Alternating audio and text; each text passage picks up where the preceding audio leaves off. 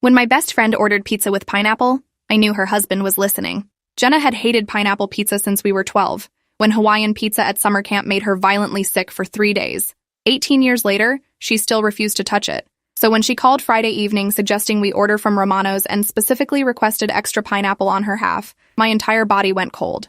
I asked her to repeat that, pretending I'd misheard. She said it again, her voice too bright, too cheerful, the way you sound when someone's listening. Extra pineapple, she repeated, and maybe some jalapenos too.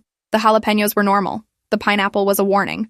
I told her 7 sounded great and asked what time Derek would be home. She said 8, so we'd have time to catch up first.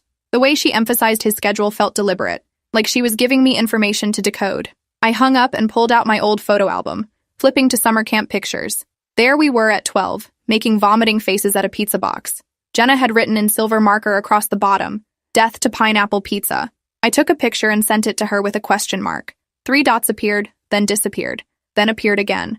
Her response came through, "LOL, can't believe I used to be so dramatic. People change." But Jenna didn't change about food.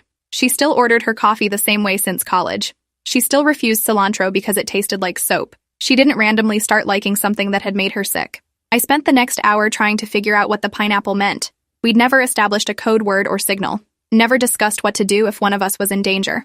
But we'd been best friends for so long that we had shorthand for everything. The pineapple thing wasn't a joke, though. It was a universally known fact about Jenna, which meant if she was deliberately saying the opposite of what was true, she was signaling something. I thought about the last few months, how Jenna had been pulling away gradually. Canceled plans, shorter phone calls, always with plausible excuses about Derek's work schedule or home renovations.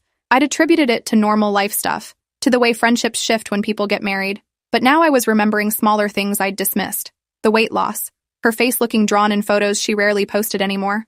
The time I'd dropped by unannounced 2 months ago and Derek had answered the door, saying Jenna was napping and couldn't be disturbed. The fact that she'd stopped coming to book club without explanation. I pulled up her Instagram and scrolled through recent posts. Everything was couple photos. Her and Derek at restaurants or his company events. In every picture, his arm was around her. She was smiling, but I zoomed in on her eyes. The smile didn't reach them. They looked flat, empty. I called my sister Lauren, who was a family therapist.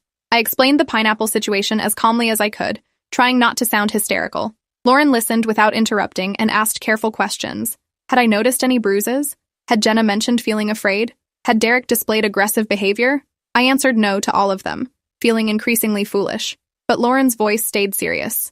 She told me coercive control doesn't always leave visible marks, that isolation was often the first sign, and that if my instinct was screaming something was wrong, I needed to trust it. She suggested